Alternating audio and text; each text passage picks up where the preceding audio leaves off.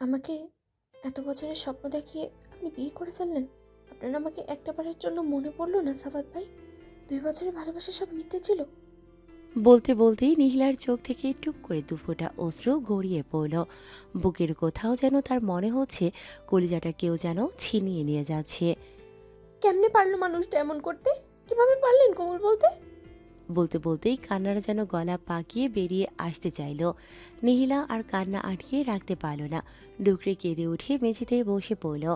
রেহেনা বেগম মেয়ের এমন পাগলামি দেখে দৌড়ে এসে মেয়েকে জড়িয়ে ধরতেই নিহিলা মাকে জড়িয়ে ধরে, সাফাতের দিকে আঙুল তাক করে। মা, সাফাত ভাই আমার বিশ্বাস ভেঙেছে। ও তো এতটা খারাপ না।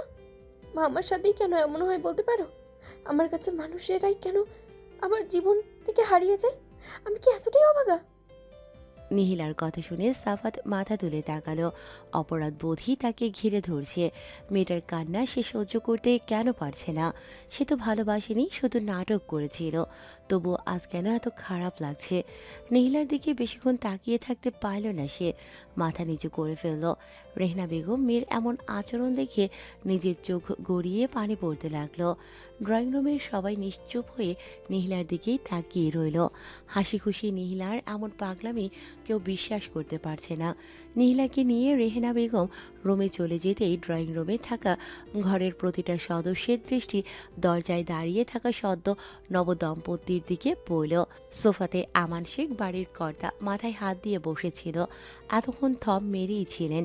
এইবার উঠে এসে নবদম্পতির তথা তার ছেলের দিকে এগিয়ে এলেন। আমি নিজেকে যথাসম্ভব শান্ত রাখতে চাচ্ছি, কিন্তু পারছি না।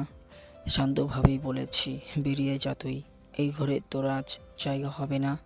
বাবা, এমন করতে পারো না বাবা। আমি আমান শেখ ছেলের সামনে বরাবর এসেই তার গালে সজোরে থাপ্পড় বসিয়ে দিলেন। সাফাত গালে হাত দিয়ে বাবার দিকে তাকিয়ে রইল। কিভাবে পারলি তুই এটা করতে? আমার ছেলে হিসাবে পরিচয় দিতেও লজ্জা করবে। এই শিক্ষা দিলাম তোকে, এত কষ্ট করে মানুষ করার ফল এটাই দিলি? বলতে বলতেই তিনি কেঁপে উঠলেন। বোঝাই যাচ্ছে রাগ সংবরণ করার চেষ্টায় আছেন তিনি, কিন্তু পারছেন না। নববধূ আমান শেখের কথার ধরন দেখে কেঁপে উঠল। সে অপরাধীর দৃষ্টিতে তার স্বামী নামক ব্যক্তিটির দিকে একবার তাকিয়ে চোখ নামিয়ে নিল। সাফাত দমে গেল না। বাবাকে বোঝানোর জন্য এগিয়ে আসতেই আমান শেখ দুকদম পিছিয়ে গেল। খবরদার, তোর ওই মুখ থেকে আমাকে বাবা ডাকবি না, বেরিয়ে যা। সাফাত আবারও কিছু বলতে নেবে তখনই আমান শেখ টেবিল থেকে ছুরি হাতে নিয়ে তেড়ে এলো। আর একবার কিছু বলবি তো আমি শেষ হব। এই বাড়ির দরজা আজ থেকে তোর জন্য বন্ধ। আর এই মেয়েটা নিহালের কথা তোর একবারও মনে পড়লো না? কথা রাখতে না পারলে স্বপ্ন কেন দেখিয়েছিলি? আমার সামনে থেকে বেরিয়ে যা। আমার কথা চিন্তা করে ওকে বের করিও না। বিয়ে করে এসেছে, হোক না আরেকজন। তবুও বিয়ের মতো একটা পবিত্র বন্ধনে আবদ্ধ হয়ে তো ওরা বাড়িতে এসেছে। এভাবে মুখ ফিরিয়ে নিও না। বিশ্বাসঘাতক ওরা হতে পারে, কিন্তু আমরা নই। বড় বাবা, আমার এই কথাটা রেখো। বলে নিহিলা সিঁড়ি বেয়ে কয়েক ধাপ এগিয়ে এলো। সবাই তাকাতেই দেখলো নিহিলা সিঁড়ির কাছে দাঁড়িয়ে আছে। আমান শেখ নিহিলার দিকে এগিয়ে গেল। নিহিলার মাথায় পরম আদরে হাত বুলিয়ে দিল। যদি পারিস এই বাবাকে মাফ করে দিস। ছেলেবেলা থেকে তুই আমার চোখের মণি, কিন্তু দেখ, সবচেয়ে প্রিয় মেয়ে হয়েও তোর আমি কষ্ট থেকে আগলে রাখতে পারিনি। দেখবি তুই অনেক সুখী হবি মা। আর কোনো অসৎ মানুষের ছায়া যেন তোর জীবনে না পড়ে। শেষ কথাটা আমান শেখ নিজের ছেলেকে ইঙ্গিত করে বলল। নিহিলা চোখ মুছে মলিন হাসল। তাই যেন হয়। বলেই আবারও সিঁড়ি বেয়ে উঠে গেল। রুমে গিয়ে নিহিলা দরজা বন্ধ করার আওয়াজ সবার কানে ভেসে এলো, কিন্তু আমান শেখের আদেশের কেউ এগিয়ে গেল না। মেয়েটা একটু একা থাকুক, নিজের কষ্টগুলো কমাক। আমান শেখ সাফাত আর মিলির দিকে এগিয়ে এলো। বাকি সবাই চুপ, কারণ এই বাড়িতে আমান শেখ যা বলবে তাই হবে। কেউ তা বলে এটা না যে সাফাতের কার্যকলাপে সবাই রাগী। এই মেয়ে, তোমার লজ্জা নেই? কেমনি পেরেছ এই অসভ্য কাজটা করতে? আমার ছেলে না হয় অসভ্য, তুমিও কিভাবে পারলে নিজের পরিবার ছাড়া এভাবে বিয়ে করতে? পরিবারে কি হবে সেটা একবারও ভাবলে না? বলেই তিনি সাফাতের দিকে তাকালেন। শুধুমাত্র নিহিলার জন্য তোমাদের এই বাড়িতে জায়গা হয়েছে। মনে রাখবি, আজকের পর থেকে তুই আমার কাছ থেকে আর কোনো সাহায্য পাবি না। বাবা, অদ্ভুত না, যার বিশ্বাস ভঙ্গ করেছিলে সেই তোমাদের থাকার জায়গা করে দিল। আমান শেখ তার ছেলের জবাবের অপেক্ষা না করে চলে যেতে নিতেই স্ত্রী আমেনা বেগমের উদ্দেশ্যে বলে উঠল, নিহিলাকে কিছুক্ষণ পরে গিয়ে কিছু খাইয়ে দিও। আমি আর খাবো না, ডাকিও না। আমান শেখ দ্রুত প্রস্থান করতেই আমেনা বেগম এগিয়ে এলেন। এই জীবনে কোনো দিন তোর বিপরীতে যায়নি। পরিবারের সবাই বিপক্ষে থেকে তোকে শাসন করলেও আমি পারিনি, তোকে আগলে আগলে রাখতাম। সেটাই বোধহয় আমার বড় ভুল ছিল। এমন না যে তুই না বলে বিয়ে করেছিস বলে সবাই রেগে। তোর সবচেয়ে বড় ভুল হচ্ছে একটা মেয়েকে স্বপ্ন দেখিয়ে আর একটা মেয়েকে বিয়ে করে নিয়ে আসলি। একটা মেয়ের আবেগ নিয়ে খেললি। আচ্ছা, তুই আমার ছেলে তো, আমরা তো মানুষ হিসেবে অতটা খারাপ না। বলেই আমেনা বেগম একটা দীর্ঘশ্বাস ফেলে চলে গেলেন। সবাই চলে যেতেই মিলি সাফাতের দিকে তাকালো। তারও মেয়েটার জন্য খারাপ লাগছে, কিন্তু কিছুই করার নেই। সাফাত তাকে এই কথাটা বলেনি যে সেও নিহিলার সাথে ভালোবাসার অভিনয় করেছে। সাফাত শুধু তাকে বলতো যে তার চাচাতো বোন তাকে পছন্দ করে। নিহিলার সাথে আসলে কি সম্পর্কে ছিল সেটা মিলি খোনাখড়েও জানতো না। সাফাতের কেন জানি বড্ড খারাপ লাগছে। এতদিন রাগের বশে এসব করলেও এখন কেন জানি তার খারাপ লাগছে। নিহিলার চোখের পানিতে তার কেন কষ্ট হচ্ছে। সে তো ভালোবাসেনি নিহিলাকে, তবে কেন এমন লাগছে? সে কি বেশি করে ফেলেছে? এই বাড়িতে আমান শেখ সব ছেলে মেয়েদের থেকে নিহিলাকে একটু বেশি ভালোবাসেন, এমনকি নিজের ছেলে সাফাতের থেকেও। ছোটবেলায় নিহিলা 4 বছরের হওয়ার আগে থেকেই সাফাতি ছিল পরিবারের প্রিয় পাত্র, কিন্তু নিহিলার বাবা মারা যাওয়ার পর থেকেই, তখন নিহিলার বয়স 4 বছর, তখন থেকেই নিহিলাকে সবাই বেশি ভালোবাসে, এমনকি আমান শেখও। সাফাতের এখনও মনে পড়ে ওর সবচেয়ে প্রিয় একটা গাড়ি ছিল। সেটা ওর এতই প্রিয় ছিল যে সে সেটা আলমারিতে তুলে রাখত, খেলতো না, শুধুমাত্র পুরনো হয়ে যাবে তাই। কিন্তু নিহিলা এসে সেটারই বায়না ধরতেই আমান শেখ দিয়ে দিল। দাদা থাকাকালীনও নিহিলার সবচেয়ে প্রিয় মুখ ছিল, সেগুলো সাফাতের পছন্দ হতো না। কিন্তু আজ কেন খারাপ লাগছে সাফাতের? তারও কি মায়া জন্মে গিয়েছিল? নিহিলার রুমে এসে মেঝেতে হাঁটু মুড়ে বসে কান্নায় ভেঙে পড়ল। তার সাথেই কেন এমনটা হয়? কতই না স্বপ্ন দেখিয়েছিল মানুষটা, তবে এসব কি কিছুই না? একটা মানুষ এতগুলো দিন কিভাবে ঠকাতে পারে? আচ্ছা, সাফাত ভাই কি তাকে একটু ভালোবাসতো না? অন্তত এতগুলো দিনে একটু কি মায়া বসেনি? কেমনি পারল মানুষটা? নিহিলা চোখ মুছে ফেলল। আর কাঁদবে না সে। কেন কাঁদবে সে মানুষটার জন্য যে তাকে এত নির্মমভাবে ঠকিয়েছে? তার জন্য কেন মনকে নরম করবে? তার শক্ত হওয়া উচিত। ভেঙে যাওয়া থেকে মানুষ ভালোভাবে উঠে দাঁড়াতে পারে, সেও পারবে। কিন্তু পরক্ষণে ভাবল প্রতিটা মুহূর্তে মানুষটার মুখোমুখি হলে সে কি ভালো থাকতে পারবে? যে স্বপ্নটা তাকে দেখিয়েছিল সেই স্বপ্নটা অন্যজনের সাথে পূরণ করতে দেখে সে নিজেকে কি ঠিক রাখতে পারবে? মুখে যতই বলুক সে তো পারবে না, ভেতরে ভেতরে শেষ হয়ে যাবে। অন্তত মানুষটার মুখোমুখি না হলে আস্তে আস্তে ভুলতে পারবে। কিন্তু একবারে কিভাবে? কয়দিন এভাবে রুমবন্দি হয়ে থাকতে পারবে? কিভাবে সহ্য করবে? কি করা উচিত তার? তুমি আমাকে নিখিলার ব্যাপারে এত কিছু তো বলনি, নিজের দোষ লুকিয়ে শুধু মেয়েটার কথাই বলেছিলে। রুমে ঢুকেই মিলি কথাগুলো সাফাতের উদ্দেশ্যে বলে উঠল। উফ মিলি, এখন আবার তুমি এসব শুরু করো না। এমনিতে অনেক ধকল গেছে, এবার একটু শান্ত হতে দাও আমায়। এতক্ষণ নিচে দাঁড়িয়ে সব শুনছিলে, আর এখন আমি বলতে তোমার শান্ত হওয়ার দরকার, তাই না?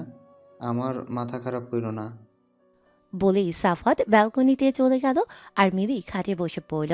সাফাতকে বিয়ে করেছিল একটু শান্তির জন্য, আর সেখানে হয়ে গেল হিতে বিপরীত। এ বাসায় থাকলে তো তার মাথা মিনিটে মিনিটে গরম হবে। তবুও প্রথমে মন জয় করার চেষ্টা তো করা লাগবে, তারপর না হয় অন্য ব্যবস্থা নেওয়া যাবে। এমনিতেও পরিবারের সবার ব্যবহারে সাফাতের বিপরীতে চলে গিয়েছে সবাই, তাই মিলিও তার মনে যা আসে তাই করবে। নিহিলা ব্যালকনির মেঝেতে হাঁটু মুড়িয়ে বসে রইল। প্রতিদিনকার মতো আজকের আকাশ তেমন একটা সুন্দর না, চাঁদও স্পষ্ট না। চারদিকে চাঁদের আলো একটু আলোকিত হলেই কিছু সময় পরে পরে একগুচ্ছ মেঘপুঞ্জ এসে চাঁদকে ঘিরে নিয়ে আবারও চারিদিকে অন্ধকারে ঢেকে দিচ্ছে। ক্ষণে ক্ষণে হালকা হালকা বাতাস এগিয়ে আসে। রাতের আধারে হালকা বাতাস, ওই যে সামনের ওই বিল্ডিংয়ের আলোগুলি আস্তে আস্তে নিভে যাচ্ছে। কারো ঘরের আলো আগে নিভছে, কারো ঘরের পরে। এরই মাঝে আস্তে আস্তে সব আলো নিভে গেল। নিহিলা উকি দিয়ে পাশের ব্যালকনিটার দিকে তাকালো। ভেতরে আলো জ্বলছে, হয়তো ঘুমোয়নি। এতদিন সাফাত ভাইয়ের সাথে এই ব্যালকনিতে বসে বসে গল্প করত। স্বপ্ন বুনেছিল ওই ব্যালকনিটা একদিন তার সংসারের অংশ হবে। আচ্ছা, সাফাত ভাইয়ের কি একটু মনে নেই? সে ভাবনায় মনে আসতেই নিহিলা নিজেই উত্তর বের করে নিল। মনে থাকবেই বা কেন? উনি তো মনে রাখার জন্য করেননি। নিহিলাকে নিয়ে শুধুই খেলেছিল। এত এত সময় সব মিথ্যে ছিল। নিহিলা দৃষ্টি ফিরিয়ে নিল। রাস্তার শোরগোল ধীরে ধীরে মিলিয়ে যাচ্ছে। আগে থেকে এভাবে সবকিছু পর্যবেক্ষণ করা হয়নি। তা ভেবেই নিহিলা চাঁদের দিকে তাকিয়ে হাসল।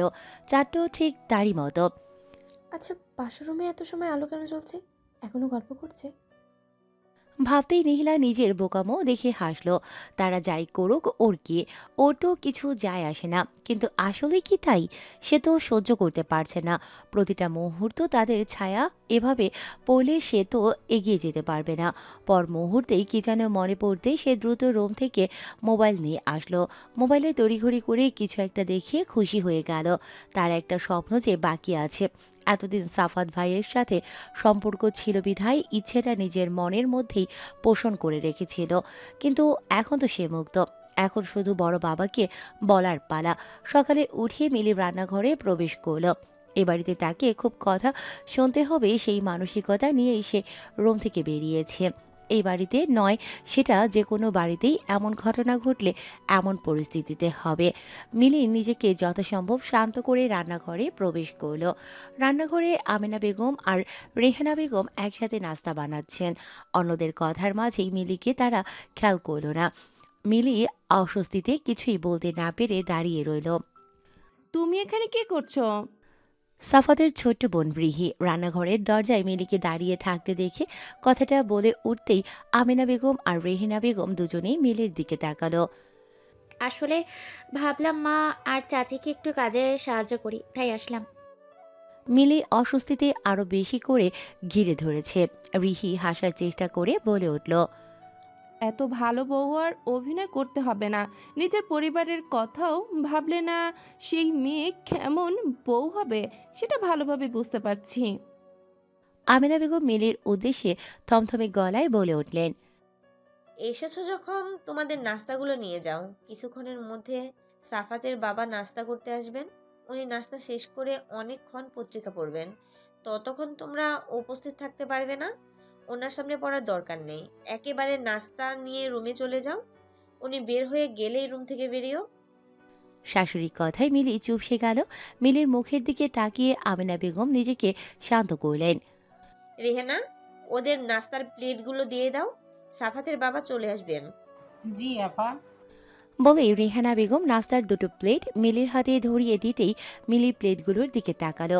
তার আত্মসম্মানে লাগছে কথাগুলো, কিন্তু কিছুই করার নেই। কাজ যখন করেছে ফলভোগ করতেই হবে। সে তো প্রস্তুতি নিয়েই এসেছিল। তবুও এত খারাপ লাগছে কেন? কি হলো? দাঁড়িয়ে না থেকে দ্রুত রুমে যাও। সাফাতের বাবা চলে আসলে কথা আরো শুনবে। আরো কথা শোনার ইচ্ছে হলে দাঁড়িয়ে থাকো, আমাদের সমস্যা নেই। বলেই আমিনা বেগম কাজে লেগে পড়ল। মিলি প্লেটগুলো নিয়ে উপরের রুমে আসার আগে আরেকটা রুম চোখে পড়ল। যখন উপরে এসেছিল তখন এই রুমের দরজা বন্ধ ছিল। আর এখনও বোধহয় এটাই নিহিলা মেটার রুম। রুমে প্লেটগুলো নিয়ে ঢোকার আগে মিলি নিজেকে প্রস্তুত করে নিল। সে রুমে ঢুকে বসে পড়ল। সাফাত সবেমাত্র ওয়াশরুম থেকে বেরিয়ে মুখ মুছছিল। মিলিকে ওভাবে বসে পড়তে দেখে ভ্রু কুঁচকে তাকালো। কি হয়েছে? মিলি চুপ রইল। আর চুপ থাকতেই সাফাত এগিয়ে এলো। এই মিলি, কি হয়েছে? নিচে কেউ কিছু বলেছে তোমাকে? আসলে কথাটা বললে তোমার হয়তো খারাপ লাগবে। মিলির কথা শুনে সাফাত তাচ্ছিল্য হাসল। খারাপ লাগার আর কিছু বাকি আছে নাকি, বলো? আমি রান্নাঘরে গিয়েছিলাম তোমার মাকে কিছু সাহায্য করবো বলে, কিন্তু উনি আর তোমার ওই চাচি আমাকে অপমান করে বের করে দিয়েছে। এই প্লেটগুলো এমনভাবে দিয়েছে মনে হচ্ছে কোনো মানুষকে দেয়নি, এগুলো পশুর জন্য দেওয়া। মিলির এই কথা শুনে সাফাত বেরিয়ে যেতে গেলে মিলি পথ আটকে দিল। এখন তুমি গিয়ে কিছু বলে আবারও কথা উঠবে। আর কয়দিন সময় নাও।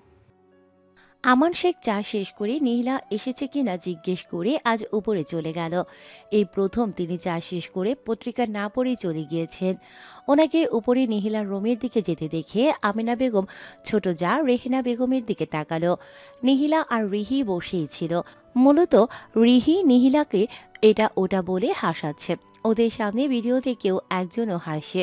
নিহিলা ওদের কথায় সায় জানাচ্ছে। তখনই রুমের বাহির থেকে দরজায় টোকা পড়ল। নিহিলা রিহি অপরের দিকে তাকালো। তাদের রুমে আসলে কেউ তো টোকা দেয় না, কিন্তু পরবর্তীতে আসবো কথাটি শুনতেই তারা দুজনেই দাঁড়িয়ে পড়ল। বড় বাবা, তবা এই রুমে কেমনে সম্ভব? রিহিও অবাকের চরম পর্যায়ে। নিহিলা ভেতরে আসতে সম্মতি দিতেই আমান শেখ ভেতরে এসে খাটের এক পাশে বসল। নিহিলাকে বসতে বলেও সে দাঁড়িয়ে রইল। তারা একে অপরের দিকে বারবার তাকাচ্ছে। আমান শেখ আবারও বসতে ইশারা করতেই ওরা বসে পড়ল। তিনি দু মেয়ের মাথায় হাত বুলিয়ে দিলেন। দেখতে দেখতে কত বড় হয়ে গেল আমার পরি দুইটা, ভাবতেই পারছি না। নিহিলা রিহি দুজনেই আজকে অবাকের পর অবাক হয়েছে। তারা চোখ তুলে বটগাছ নামক ছায়াটির দিকে তাকালো। ওনার চোখ দেখেই নিহিলা বুঝতে পারল ওনাকে অপরাধ বোধে ঘিরে ধরেছে। তিনি যে এই মেয়ে দুটোকে কত ভালোবাসেন তা ওনার চোখ দেখলেই যে কেউ বলে দিতে পারবে। কিন্তু ছোটবেলা থেকেই ব্যবসার দিকে মন দিতে গিয়ে একটা দূরত্ব সৃষ্টি হয়েছে। সেই বাধার কারণে দেয়াল তৈরি হয়েছে, যে দেয়ালটি টপকিয়ে মেয়েদের কাছে আসতে পারেন না। তোমার কোনো ইচ্ছা আছে মা? নিহিলার পর মুহূর্তেই বিষয়টি মনে পড়তেই সে তাকাতেই আমান শেখ তার ভাষা বুঝে নিল। আজ রাতে ডিনার একসাথেই করব, তখন বলিও তোমাদের সব ইচ্ছা পূরণ করব। বলেই তিনি উঠে চলে যেতে নিতেই নিহিলার ডাকে থেমে গেল। সে এক দুঃসাহসিক কাজ করে বসল। গিয়ে আমান শেখকে জড়িয়ে ধরতেই রিহিও দৌড়ে বাবার কাছে এগিয়ে গেল। নিহিলার মনে হচ্ছে এই তো এই বটগাছ নামক মানুষটির সাথে ভয়ের দেয়ালটা ভেঙে গিয়েছে। এত শান্তির জায়গা। আমান শেখ প্রথমে কিছুটা সময় স্তব্ধ ছিল, পর মুহূর্তে নিজেকে সামলে মেয়ে দুটোকে দুহাতে আগলে নিল। অবশেষে তাদের সম্পর্কের এই সংকোচ কাটল হয়তো। দরজা ধাক্কানোর শব্দে নিহিলার ঘুমের ব্যাঘাত ঘটতেই সে বিরক্তিতে চোখ মুখ কুঁচকে নিল। চোখ খুলতেই নিজেকে ব্যালকনির মেঝেতে আবিষ্কার করল। তাড়াতাড়ি মোবাইল হাতে নিতেই দেখল দুপুর 2টা বাজে। সকালে বড় বাবা বের হতেই সে ব্যালকনিতে নিজের ফুল গাছগুলোর পাশে এসে বসেছিল। আজ নতুন 2টা গোলাপ ফুটেছে। একটা কাঠগোলাপের কলি এসেছে, পাশেই নয়নতারাগুলো ঝকঝকে ফুটে আছে।